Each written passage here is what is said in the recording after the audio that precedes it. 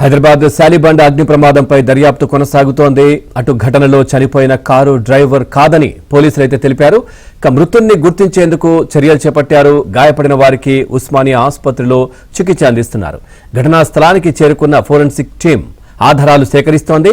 అన్ని కోణాల్లో పోలీసులు దర్యాప్తు చేస్తున్నారు. కారు వివరాలు సేకరిస్తున్న పోలీసులు డ్రైవర్ మణికంఠను ప్రశ్నిస్తున్నారు.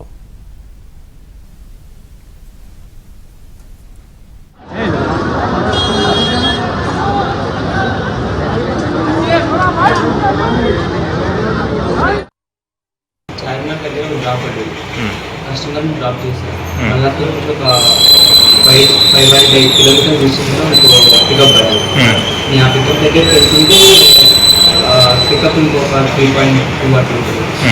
సడన్గా నా కార్ ఇట్లా పడిపోయింది. నేను ఏదైనా లారీయో ఇంకేదైనా పెద్ద వెహికల్ నన్ను గుద్దిందేమో అనుకున్నాను. అనుకొని లేచి మొత్తం స్మోక్ ఉంది.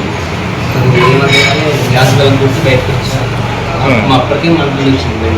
ఓకే, అసలు ఇంతకీ కారుకి సంబంధించిన డీటెయిల్స్ అవి ఏంటి? అసలు మీరు ఎక్కడ పనిచేస్తారు? Everest fields. సో దాంట్లో మీరు పనిచేస్తాం. ఓకే, సో మీకు ఎక్కడెక్కడ దెబ్బలు తగిలాయి?